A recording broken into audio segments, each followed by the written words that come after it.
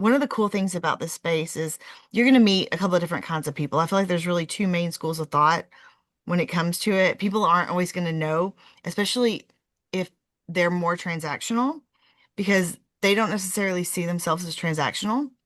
They just know they're hustling and grinding and growing. And then you've got this other kind of school of thought where people are very focused on the relationship side of things. Tyler Chesser calls it like the transformational versus the transactional. And I really like that. I think it's a really neat way to think about it because if you're thinking about you're over here and you're being transformational, you're not as upset when you're not seeing the same level of growth that your more transactional friends are seeing because it's a slower roll. Welcome to the Ironclad Underwriting Podcast, where precision meets performance in commercial real estate. I'm your host, Jason Williams, and every week we deep dive into the strategies and systems and stories behind rock-solid underwriting. Whether you're a seasoned analyst, an up-and-coming investor, or a commercial real estate professional looking to sharpen your edge, this show is your front row seat to expert insights, emerging trends, and real-world underwriting tactics that stand the test of time and scrutiny. From market assumptions to debt structuring, cap rates to cash flow, we're cutting through the noise and getting to the numbers that matter. So sharpen your pencils and fire up those models. Let's get to work. This is Ironclad Underwriting. Hey everybody, welcome back to the Ironclad Underwriting Podcast. As usual, I got my business partner and friend Frank here, and I also have a special guest, my other business partner, my life partner, my best friend, my wife Angel Williams. She has joined us today. How is everybody? Great. Well, thanks for the invite. Yeah, no problem. Maybe you'll be a recurring guest on my podcast, so then you can change your background. But today and in the past, we've talked about some mindset stuff. We talked about some specific underwriting tools, but we have something coming up in about a month that I wanted to get this out first.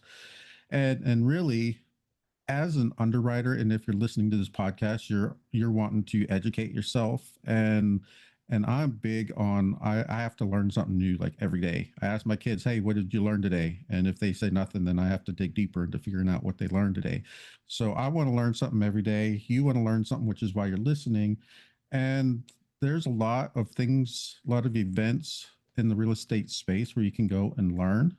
And as Ironclad Underwriting, I have sponsored many events, like the Best Ever Conference. I've sponsored them for the last 3 years, I think.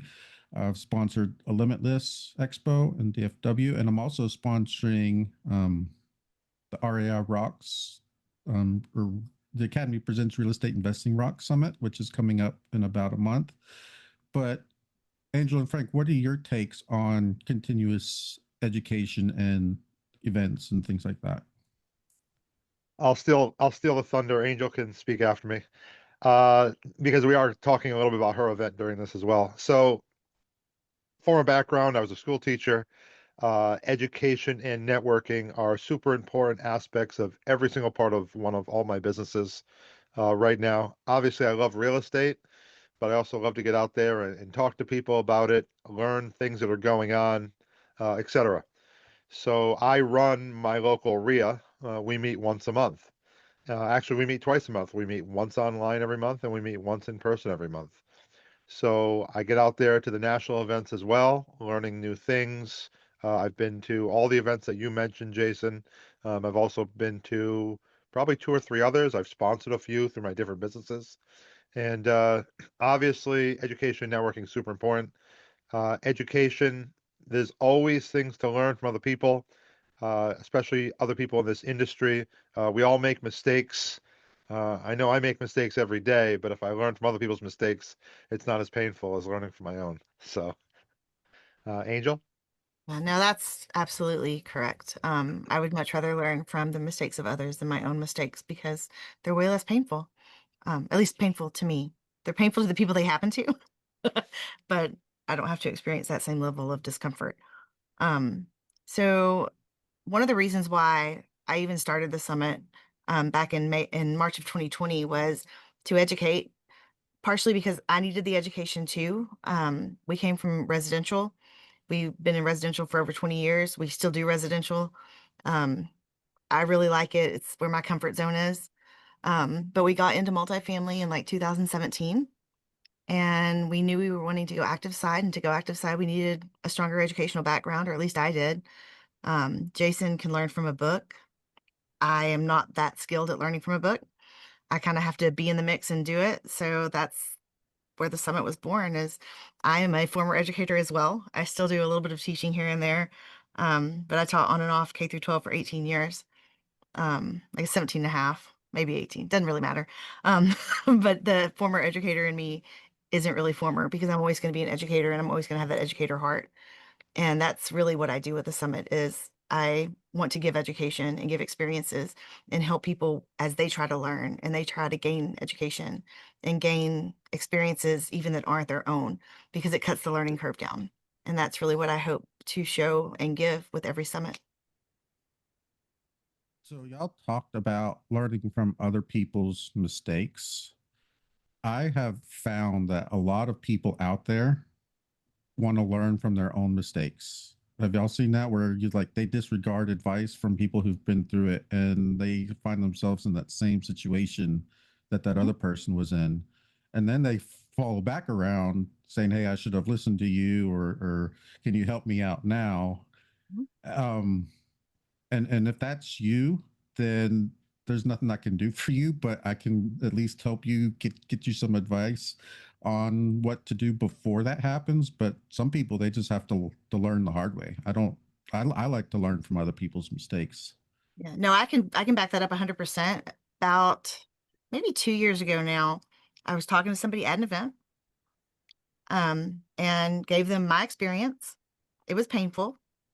And later on, this person did what I was saying that they probably shouldn't do anyway, and reached out to me on LinkedIn Messenger and said, "Hey, I should listen to you." And so I was a little upset. You get a little upset because it's kind of like a sucker punch. You're like, "Well, you idiot. I told you what my experience was. Did you think I was lying?" But you have to back down and back off of that and not take it so personally. And so I turned it around and I said, "Hey, what could I have done? How could I have presented this for you to have listened or been more receptive to what I had to say? What could I have done differently?" And this particular person was like, "Yeah, you couldn't have done anything differently. I just had to go through it." And I think that's kind of what you're talking about, right, Jason? Yeah, and this is sort of getting off topic, but I mean, we all have mentors, we all have coaches, but to successfully use a mentor and a coach, you have to want to be coached. You can't coach somebody who doesn't want it, and if they don't want it, they're not going to listen to you, and so you can talk to your blue in the face and it's not going to matter. So but So that Jason, that's to go with your original comment, I feel that I've been on both sides before. We, we're entrepreneurs. Many of us are used to risk taking. A lot of times we are underestimating the amount of risk involved when doing something. And, sometimes it's stubbornness, sometimes it's excitement. Like you said, sometimes no matter what, people have to feel their own pain. Uh, people people like take risks. People don't want to be wrong either. So, sometimes you tell them something, it's like, yeah, no, I can do better than that. Even if they respect you, it's not just a respect issue sometimes, just the whole concept of, I can do this, I got this, I know what I'm doing. I make posts all the time asking questions, and sometimes I get, why are you even asking that question? I said, well, it's not just to build engagement. I honestly want to get other people's opinions. Even things like looking at comps, even things like looking at what can I rent this apartment for? Um, do I think I can get a certain price? Yes. Do I think I can get a certain ARV on a flip? Yes, but I want to be careful. And I've definitely been wrong. Like I said, I'm wrong just about every day a little bit. So just got to be a little more right than I am wrong. Yeah. Well, and people on the whole, we forget how painful the negative things are, and then we overestimate the positive of good things. And so if we're not truly remembering how bad something that happened negative was, and we think something positive was way, way better than it actually was, we're even going to have a higher propensity to do riskier behaviors because we forgot about how much it hurt when we screwed up before. Like having kids. That's one of the things with syndications, with all the there's a lot of people that have had success, and some people get a little cocky because of that. When the market has turned in some ways in some markets already, there are still painful decisions that need to be made, and there'll be some unhappy people. Absolutely. And I think that's one of the really positive things about the way we're coming up with this summit. We're going to have a lot of different people talking about a lot of different asset classes and a lot of different ways that they're investing in alternative assets. Maybe that's apartments, maybe that's single families, maybe that's residential multis, maybe it's notes. Maybe they're doing something completely different. But I think it's really neat to see how people pivot and what they move toward when the economy becomes a little bit more tumultuous. And I think we can all agree that the economy is a little bit more tumultuous than we're being fed with the media. Yeah, and one thing I like about going to events, when I'm sponsoring, I don't get to go into the speaker rooms very often because I'm manning my booth. But I like to hear everybody's take on like current situations and how they're adapting. Um, because there are people who are adapting by going back and getting another W-2 job because they can't support themselves, and I really don't want to do that. And if what I'm currently doing may not be panning out as well as I would like, I'm going to want to hear what other people are doing so I can implement their strategies into what I'm doing as well. So, but Oh yeah, that that definitely. Oh, a that lot of that's people are going. Sorry, yeah. go ahead, Jason. No, but that's personally that's for me. I like to learn. Angel's the social butterfly who'd rather talk to people and get information that way, and I'm just as happy sitting in a big old seminar with 100 people just listening and taking notes. But we all learn differently, so. She's definitely learning by talking to people. I know that she's learned a lot with that. Um, yeah, speaking about pivoting, I mean, besides multifamily, I do know a number of people that are going into senior living lately. So I hope you have at least one speaker on senior living. And if you don't, Angel, I have people that I could recommend. Uh, Another thing is obviously the boutique hotel hospitality space. We have a number of people that we know that, especially you guys are in Texas, so we have a few oil people. There's definitely different ways they're pivoting. I mean, do you have people that you already have planned for speakers? You want to mention a couple that you might know? I do. I don't know what they put, like what they said they wanted to talk about. I know what they do. I know Todd Dexheimer is a confirmed speaker and he's been doing some residential assisted living.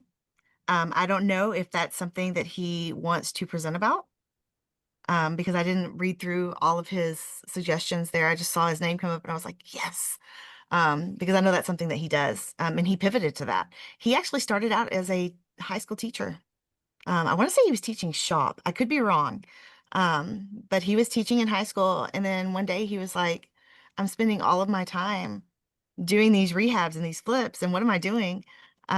It's far surpassed what I'm making as a teacher.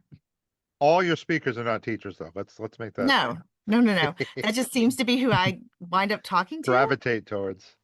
Yeah, it's that similarity, similar background, similar heart, really. But you've got a Similar lot of people in the space that have a values. similar heart that aren't teachers. Yeah, yeah. Yeah. So, but yeah, no, he's definitely one. Trying to think. I have some friends that they also do multifamily, but they do oil and gas on the side. Some of them have fully pivoted over to that's all they're wanting to do now. I also have some friends that invest in startups. They love startups. I don't know if they'll talk about it, but they do really well with that stuff. So there's once you get into the space, you start learning about a lot of different ways that you can invest that you may have never even been exposed to before. It's truly amazing what people are doing to make their money work for them. And also on that, if you attend and you listen to something at first, if you just got like a random email about that topic, you're like, oh no, you can't make money on this. This is a scam. They're just trying to take my money.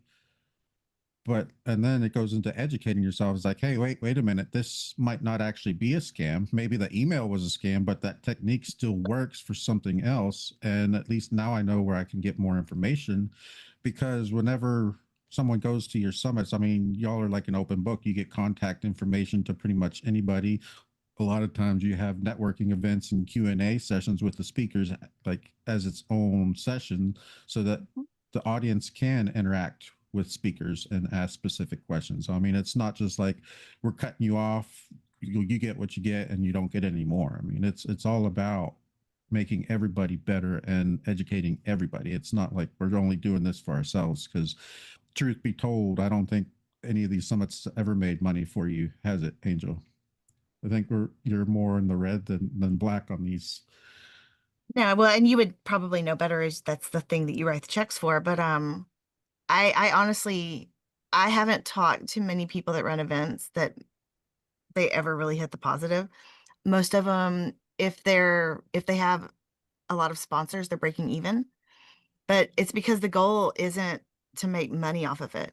The goal is really just to get information out there and share experiences and share just life stories because it's really one of the cool things about this space is you're going to meet a couple of different kinds of people. I feel like there's really two main schools of thought when it comes to it. People aren't always going to know, especially if they're more transactional, because they don't necessarily see themselves as transactional. They just know they're hustling and grinding and growing. And then you've got this other kind of school of thought where people are very focused on the relationship side of things. Tyler Chesser calls it like the transformational versus the transactional. And I really like that. I think it's a really neat way to think about it because if you're thinking about you're over here and you're being transformational, you're not as upset when you're not seeing the same level of growth that your more transactional friends are seeing because it's a slower roll. It's It's going like to a happen. hockey stick versus just a straight line. Yeah, and But so you're still gonna experience growth. It's just not going to be so correlated to your grind, which is kind of better, in my opinion. because when you stop grinding, then you stop growing in a transactional Yeah. way. Whereas with transformational, if you stop the grind, you can still grow. And Um, and Yeah. I'm re-listening to the cash flow quadrant book right now. And I think when you're saying that, I'm thinking transactional is more like a small business mindset, when relationship or transformational is more of a big business mindset. So oddly enough, and I'm just gonna throw this out there, my little girls, well, my oldest isn't so little, she's 17 now, but my daughters are in Annie right now. And one of the neat things one of the neat lines in the show talks about just that. And it talks about how he made it to the top because he's like this multi-billion jillionaire, whatever he calls himself. But he says, if you're good to the people when you're going to the top, they're not going to let you fall back down to the bottom.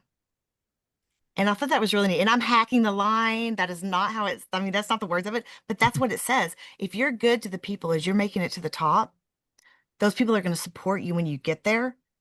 And they're not going to let you fall all the way to the bottom again because you helped them. You were nice to them. And it kind of goes back to Maya Angelou too, with like, people aren't always going to remember what you said or what you did, but they're always going to remember how you made them feel. So you have to think about those things. And that's that transformational side of the transaction. Like you have to have the relationship in there yeah, because you have to be that person that makes others feel good because that's what they remember about you. and that's why you have a lot of repeat guests, repeat speakers, and everything at your summits. No, some summit speakers have been coming to every single one. This is what your 10th one now, and This they is number still 10. come. Oof, Yep. I didn't realize that. That's awesome. So It's not the 10th annual, but it's the 10th because you were doing two a year for a while. Yeah. Yeah, yeah, we took some time off. We took last spring off because honestly, I was a little burnout. Um, and I'd gotten to where I was procrastinating and putting it off and putting it off and putting it off. And then I would throw it together in 3 weeks, 4 weeks, 2 weeks. Um, and that's not fair to the attendees. It's not fair to the speakers. It's not fair to anyone.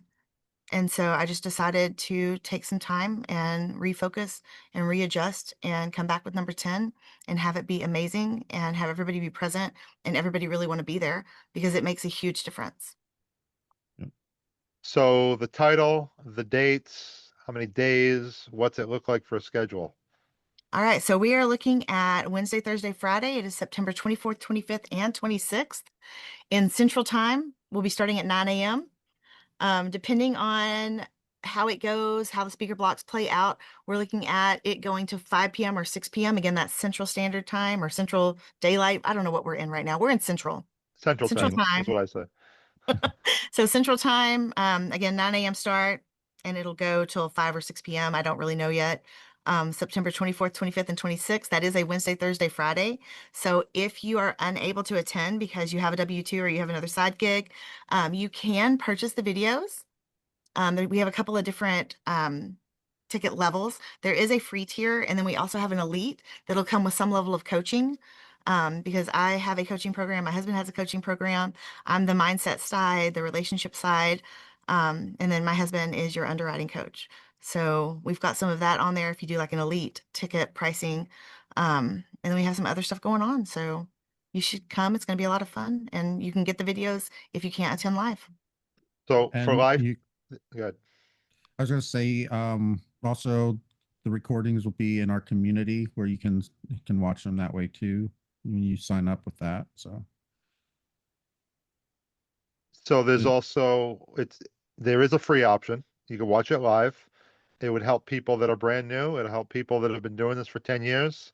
And there are even experts that it would help. I mean, I try to still watch other people and what they have going on just because I know a lot about one aspect of real estate. There's so many different aspects and there's things that are changing in all of them all the time. So while I might know a lot about syndication, a decent amount of boutique hotels, or whether I talk about virtual assistants, which I've done on a different summit before, there's still things that are going on in all those different aspects of the business and changing and growing. Yeah, no, and I would say too that the March 2020 summit is going to be very different from the September 25 summit because the summit has morphed and it has grown as we have grown also. So different topics because even the speakers have grown. Some of the people that I started out with in March of 2020, we were all kind of starting together. And so we've all grown and changed in our business, in our approach, and what we're doing.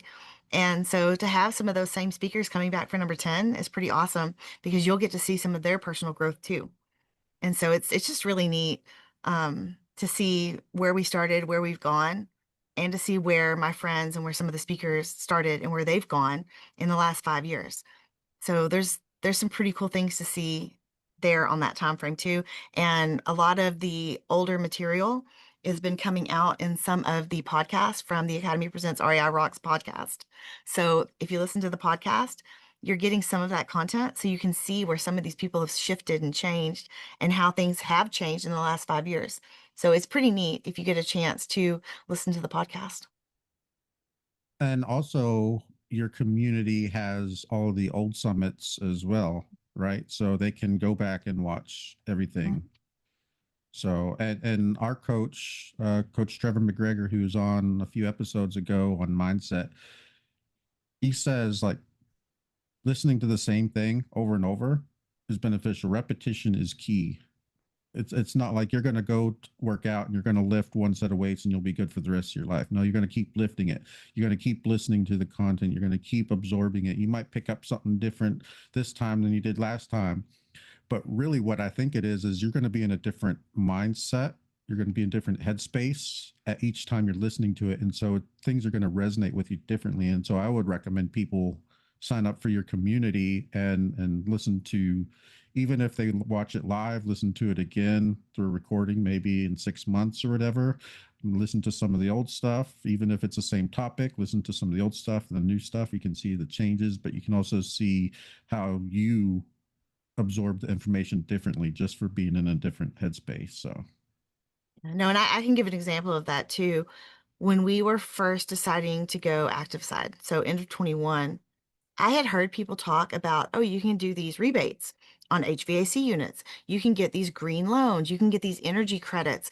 And I heard it and I didn't think much about it again. Because again, when we went active side at the end of 21, we bought a community that already had HVACs, already had everything. There wasn't a lot of need for me to remember about green credits or doing these upgrades or trying to find rebates or looking at the demographics.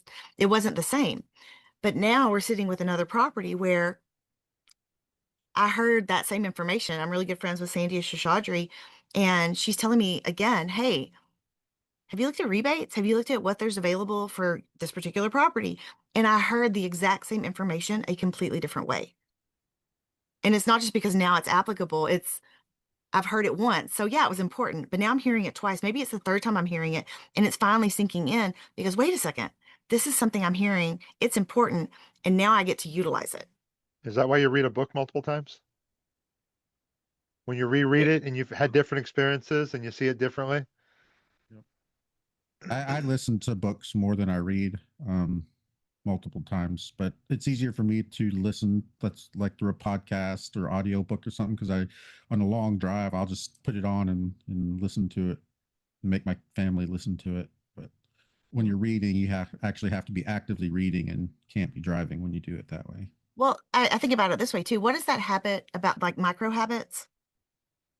Do you know which book Atomic I'm talking about? Habits. Yeah, Atomic Habits by Yes. James Okay. Clear. Yeah. So he talks about where the guy was it the UK bike race team? They weren't getting faster. And so he started cleaning the bikes differently. And I think about Jason, when you and I did that 100 miles. First off, don't do 100 miles if you haven't trained for 100 miles because it sucks. We trained for 100K, and the first 15 miles of the last 20 really almost killed me. I thought I was going to die. But I didn't die and I didn't sag in. I finished like before the, but we finished. But I say all that to say, if Jason wasn't maintaining our bikes, I can't imagine it being harder. And it's going to be harder because you're going to have gunk in the gears. You're going to have nastiness. You're going to have rust. Your brakes aren't going to work as well. Maybe your wheels aren't straight. Like you read those books, and like when I first heard it, I didn't think as much about it. After riding 100 miles and thinking about, oh my gosh, what if the bikes weren't clean? Like how much a difference simply just cleaning the chain is going to make is huge. And so the experiences you have in your life are going to change the experiences that you connect to in a book. And I might not have connected to it the same way if we hadn't ridden that 100 miles that almost killed me. But we most made it through. We beat the guy on the Coors kit. Kit is like your bike jersey and your bike pants and stuff. And he had a Coors jersey on with a big old belly hanging out in front He of kind of that. looked like a keg. Yeah. But he made it too. And we made it. So, And I finished ahead of him. That was like my goal after I saw him. I was like, I have to finish in front of him. I think I but you finished all, right but in front of him. you beat everybody who sagged in, but you also beat everybody who sat on their couch that day too. So, yeah, I might have been upset and mad at you at the time, but I am proud of you for finishing it. So, Well, that's a mindset thing because we had only trained to 100K. Um, I have a friend that he doesn't actually run any further than 20 miles and he does like ultras. So he'll run 100 milers and his longest run is always 20 miles because he's always said it's all mindset from there. And I know that like I ran a marathon. Well, I say I ran. I walked, that's the walk jog, 17 miles of it, and then I walked in the last nine. It took me a substantial amount of time, like 8 hours to complete, but I finished it. Um, and I think about it's the mindset piece. How did I finish 100 miles when I wanted to stop at 80? It was the mindset piece. I wasn't going to sag in. I refused to get on that wagon. Um, I wanted to quit. I quit a whole bunch. I was quitting like every minute in those, the first 15 miles, the last 20. But if you don't believe in the strength of mindset, you need to reevaluate because completing your goals is just as much mindset as it is skill. It's probably more mindset than skill. yeah. I want to finish it off. Good book, Can't Hurt Me by um, Goggins. Can't David remember Goggins. his Dave Goggins. Definitely worth a read. Um, going to put all these dates and links and everything in the show notes. If you listen to this podcast after the summit, which is probably going to be a large majority of the audience because we're going to put this out about a month before. We're going to put links to your community and how to get hold of you and everything else. Um, I think that's it. How can we get a hold of you? Um, What's the best way? What are your socials? So LinkedIn is probably where I'm most active. And so I'm Angel Williams on LinkedIn. I'm not really super active on Facebook. Maybe for more personal stuff because that's how we communicate for the theater and stuff. But LinkedIn's probably the way to go if you're wanting to send me a message or something. I also have coachwithangel.com and my master class is there if you are interested in checking that out. And other than that, I'm pretty responsive on LinkedIn and I love being a guest on podcasts. So if you have a podcast, I'm super easy because I talk a lot. Maybe it wasn't so evident here, but I talk a lot. So if you need a guest, I would love to be a guest for you. And a link for your summit. What is that? I know what the community is. Theacademypresents.com. .com. Yes. Jason's the tech side of us. That's not me. So, and you have a YouTube channel where you have a lot of content. You have your podcast, as you mentioned. So,